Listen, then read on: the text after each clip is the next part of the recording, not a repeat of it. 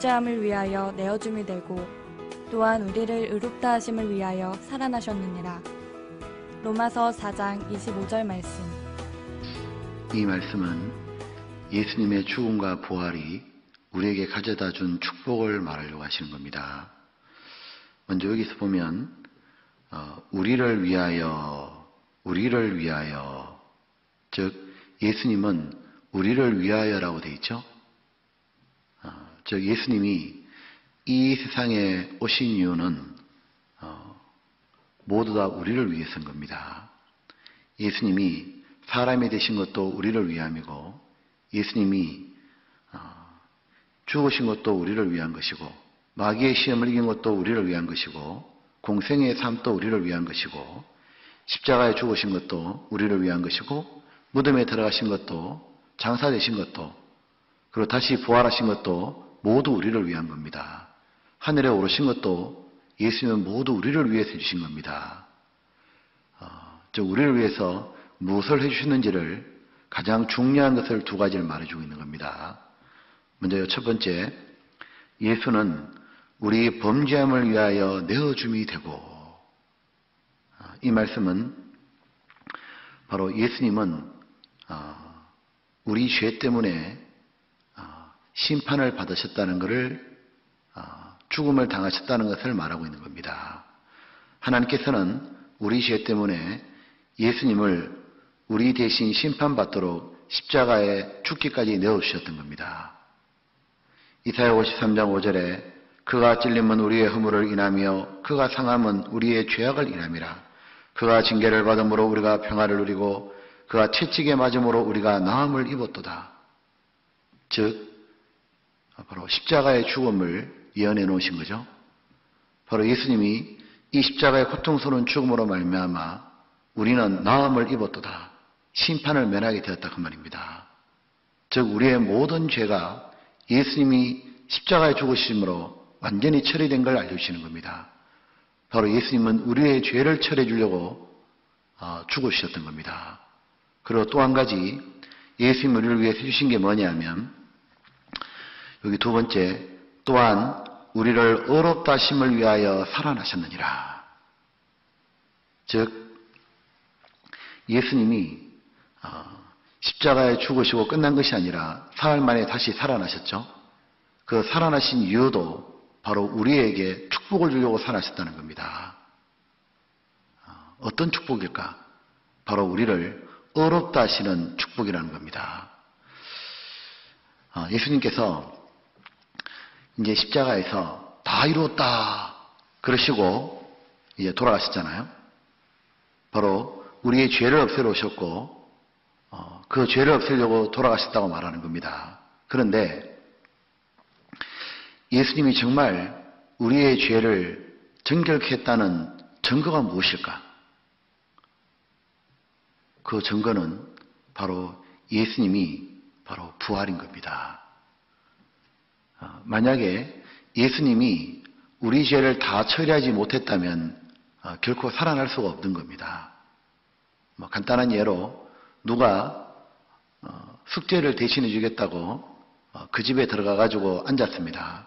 근데 만약에 그 숙제를 다 하지 못했다면 일어나면 안 되잖아요. 다 하고 난 다음에야 일어날 수 있는 겁니다. 예수님은 우리 죄를 다 처리하셨기 때문에 죽음에서 일어나신 겁니다. 이 구약시대 보면 이스라엘 백성의 1년 동안 지은 죄를 속죄받기 위해 가지고 대제사장이 이스라엘 백성을 대표해 가지고 성막에 들어가지 않습니까? 이 성막에는 성소와 지성소가 있고 1년에 한 번씩 그 대제사장이 법궤가 있는 지성소 안으로 들어가는 겁니다. 근데 대제사장은 그냥 들어가면은 지성소에 들어가자마자 죽는 겁니다. 왜냐하면 지성소는 하나님의 임재가 있는 곳인 겁니다. 그러니까 죄인은 들어가자마자 바로 죽는 거예요. 그래서 대제사장은 자기도 속죄함을 받고 또 모든 백성의 죄를 속죄하기 위해서 양이나 소나 이 짐승의 희생의 피를 가지고 들어가야 되는 겁니다.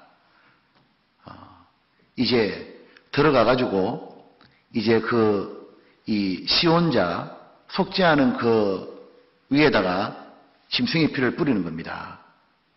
이제 피를 뿌리면 바깥의 이 백성들은 성막 바깥에 조용히 앉아서 기다리는 겁니다. 뭘 기다리냐면 소리를 기다리는 거예요. 어떤 소리냐면 이 대제사장이 피를 뿌리는데 제사장 옷 끝에는 방울이 달려있는 겁니다. 만약 하나님께서 이 제사를 받으시면은 제사장은 지성소에 죽지 않고 피를 뿌릴 때 딸랑딸랑 소리가 나는 거예요.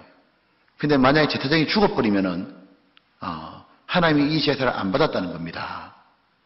그 방울 소리가 들릴 때 제사장은 살아있고 하나님은 이스라엘 모든 백성의 죄를 사해졌다는 증거가 되는 겁니다. 그때 이스라엘 백성들은 마음의 평안과 안심을 가지는 거예요. 이처럼 예수님은 우리의 대제사장입니다. 예수님은 이제 십자가에서 돌아가시고 장사된 지 사흘 만에 살아나셔가지고 이제 예수님은 바로 하늘 성소에 올라가신 겁니다. 그리고 예수님의 자신의 피를 가지고 올라가셨습니다. 그리고 거기서 예수님은 항상 살아계셔가지고 하나님 보좌 우편에 있으면서 우리를 위해서 항상 기도하시는 겁니다. 바로 하나님이 우리의 죄가 완전히 처리되었다는 것에 대한 보증이 바로 예수님의 부활이었던 겁니다. 동시에 이 예수님이 부활하셨다는 건 무엇이냐면 바로 예수님은 죄인이 아니라 하나님의 아들이자 의인이라는 증거인 겁니다. 로마서 1장 3절로 4절에 보면 이 아들로 말하면 육신으로는 다윗의 혈통에 나셨고 성결의 영으로는 죽은 가운데서 부활하여 능력으로 하나님의 아들로 인정되셨으니 곧 우리 주 예수 그리스도시니라. 만약에 예수님이 의인이 아니시고 죄인이라면 예수님은 죽으셔도 자기 죄 때문에 죽으신 거지 우리 죄를 대속하신 것이 아닙니다.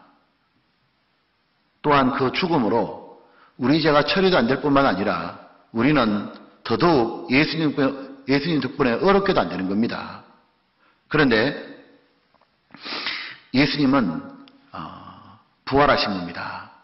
그 말은 무엇이냐면 예수님은 자기 죄 때문에 죽으신 게 아니고 바로 의인이시기 때문에 죄 없는 의인이시고 우리 죄를 처리하려고 죄값으로 죽음을 맛보신 겁니다. 즉 예수님이 바로 의인이시라는 거예요. 이게 왜 중요하냐면은 바로 예수님이 의인이라는 말은 의의 대표가 되기 때문에 그런 겁니다. 이 첫사람 아담은 죄인의 대표인 겁니다. 즉 아담 한 사람이 잘못하는 바람에 인류에는 죄가 들어온 거예요. 모든 사람은 이제 다 죄인으로 태어난 겁니다. 이 저주스러운 운명을 바꾸기 위해서는 의인 한 분이 필요한 거예요. 아담이 죄를 지어 죄인이 되었잖아요. 그런데 죄인 한 사람 때문에 모든 사람이 죄인 되었다면 어려운 행동을 하시는 의인 한 사람만 있으면은 모든 사람을 어렵게 만들 수 있잖아요.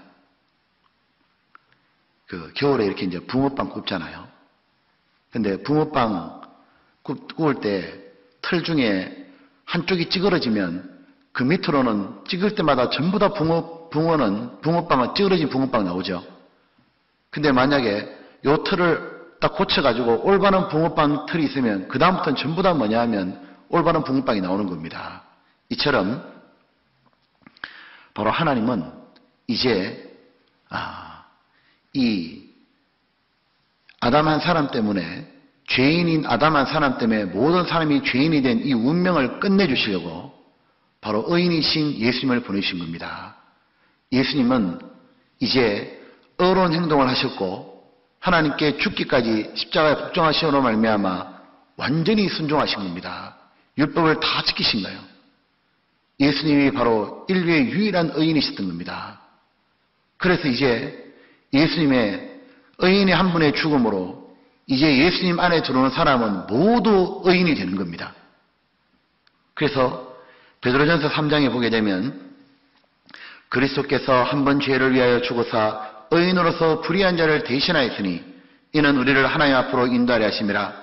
육체로는 죽임을 당하시고 영으로는 살리심을 받으셨으니. 보자, 이제 이래 된 겁니다.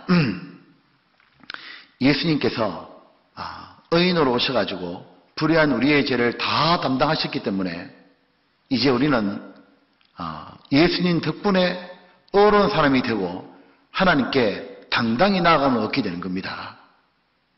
바로 한 번도 죄를 안 지은 사람처럼 예수님이 어려웠던 것처럼 하나님 우리도 어렵게 봐주시는 거예요. 우리가 무엇을 믿느냐 하면은 예수님의 죽음과 부활을 믿는 겁니다. 바로 예수님의 죽음은 나를 위한 죽음이었고 예수님의 부활은 나를 위한 부활이었던 겁니다. 즉 예수님은 내 죄를 처리하시려고 죽으셨고 또한 나를 어렵게 해주시려고 부활하셨던 겁니다. 오셔서 예수님은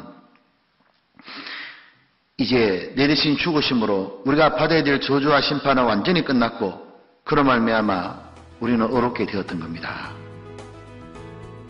예수는 우리 범죄함을 위하여 내어줌이 되고 또한 우리를 의롭다 하심을 위하여 살아나셨느니라. 로마서 4장 25절 말씀.